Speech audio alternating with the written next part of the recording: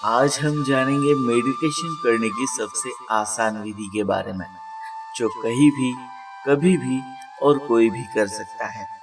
हमारे मन का ये स्वभाव है कि उसको हर समय विचार करने के लिए कुछ न कुछ चाहिए। वो व्यर्थ ही दिन भर हजारों प्रकार के विचार करता रहता है। वो उन्हीं चीजों पर सोचता है जिनको हम देखते या सुनते हैं। इसके अलावा उन सब देखी सुनी बातों के आधार पर वो सैकड़ों काल्पनिक विचार भी बना लेता है।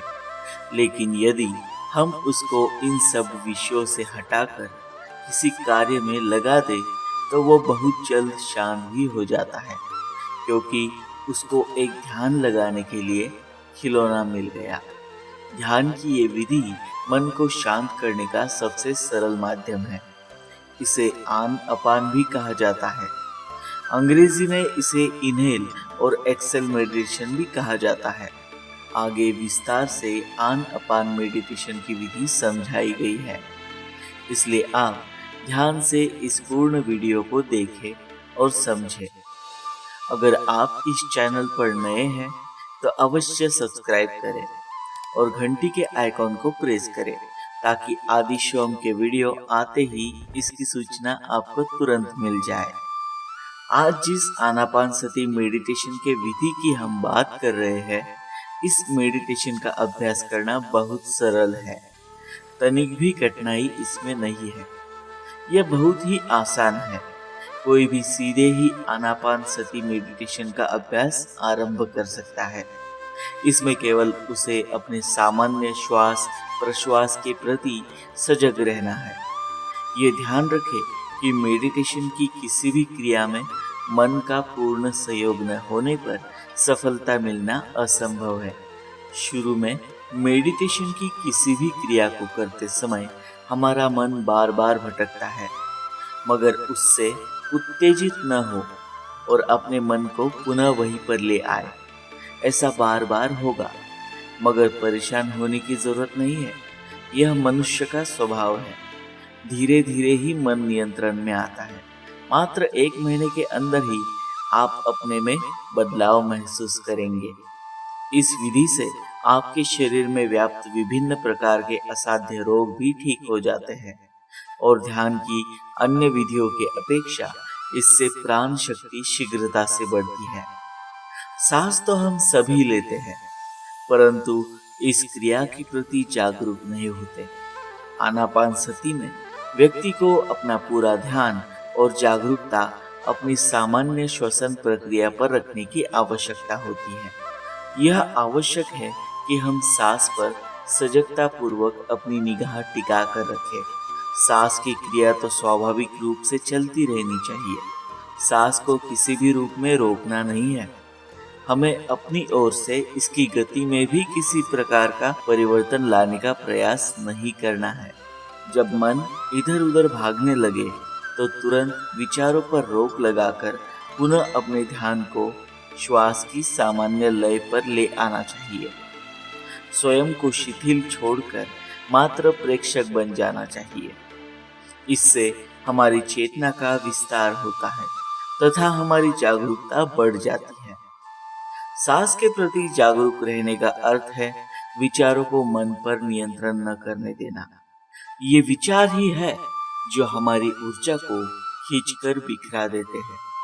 इसलिए विचारों के चक्र को विचार के जन्म के साथ ही रोक देना चाहिए। सांस के प्रेक्षण का अर्थ है कि हम किसी भी रूप में अपनी भौतिक इंद्रियों अथवा विचारों द्वारा अपने सांस की लय को प्रभावित न करें, केवल उस पर निगाह ही रखें।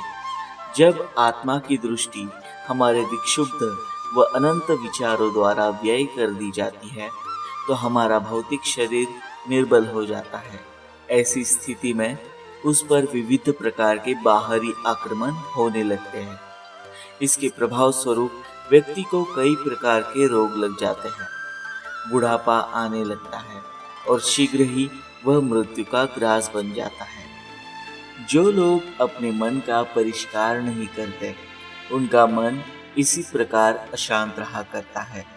जिस प्रकार एक खेत जिसे खेती हेतु तैयार न किया हो, खर पतवार से भर जाता है, उसी प्रकार एक निरंकुश मन भी अनचाहे विचारों से भर जाता है।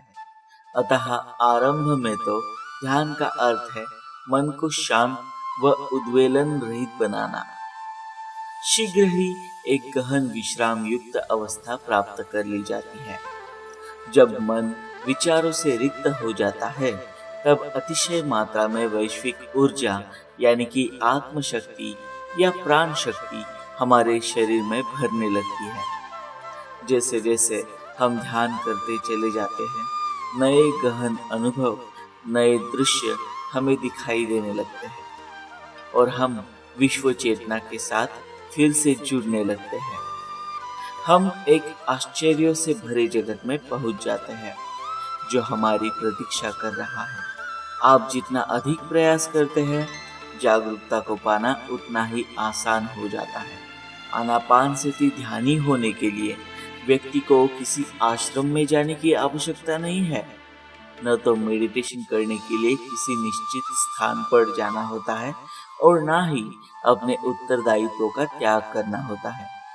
इस ध्यान साधना का अभ्यास करते हुए हम अपने सामान्य जीवन को जी सकते हैं और यह देख सकते हैं कि किस प्रकार ध्यान की शक्ति हमें बदलकर हर क्षेत्र में बेहतर बना देती है। हम कभी भी कहीं भी अपनी इच्छा से ध्यान का अभ्यास कर सकते हैं। यदि बैठकर कर सकते हैं तो सबसे अच्छा है, लेकिन यदि बैठने का मौका ना हो, आप किन्हीं आवश्यक कार्यों में व्यस्त हो, तो इसको अपने कार्य करते व चलते फिरते भी कर सकते हैं। लेकिन किसी भी प्रकार के ध्यान का अभ्यास कोई भी वाहन चलाते समय या किसी मशीन पर काम करते हुए न करें, जिससे कि दुर्घटना की संभावना हो। ये मेडिटेशन का सबसे सरल तरीका है। इसको चाहे हम कितनी भी देर करें, इसके कोई अप्रिय दुष्प्रभाव नहीं होते। सीनियर ध्यानियों के साथ अपने अनुभवों को बांटकर हम अपनी प्रगति का मूल्यांकन भी स्वयं कर सकते हैं। यह ध्यान का सबसे सरल उपाय है और इससे भी वह सभी लाभ और शक्तियां व सिद्धियां मिलती है जो ध्यान साधना के दूसरे उपायों से मिलती है। यह ध्यान एक महानतम उपहार है जो हम बहुत थोड़े प्रयास से अपने जीवन को दे सकते हैं। आध्यात्मिक स्वास्थ्य हमारे संपूर्ण स्वास्थ्य का बहुत महत्वपूर्ण व अभिन्न भाग है, जिसकी हर व्यक्ति को आवश्यकता है। आनापानसती ध्यान इस आवश्यकता की पूर्ति करता है। इस प्रकार यदि आध्यात्मिक स्वास्थ्य जड़ है, तो भौतिक स्वास्थ्य उसका फल है। ध्यान द्वारा अपने शारीरिक व्याधियों के पीछे छिपे सही कारण को समझने के साथ साथ उन बीमारियों का स्वतः ही समाधान हो जाता है। यदि हम सांस के साथ सजग होकर रहे, तो हमारे भीतर ही जागरूकता का केंद्र बन जाएगा। तब हमारा शरीर ही ब्रह्मांड बन जाएगा। किसी भी प्रकार के मेडिटेशन करने के लिए यह आवश्यक है कि हम साफ सफाई से रहें, सादा एवं सात्विक भोजन करें, हर प्रकार के नशे, वैर भाव व फालतू के वाद विवाद से दूर रहे तो सफलता निश्चित है।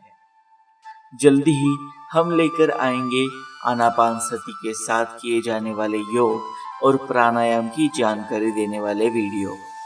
अगर आपको ये वीडियो अच्छी लगी हो तो लाइक अवश्य करें, साथ ही अपने मित्रों से शेयर करें।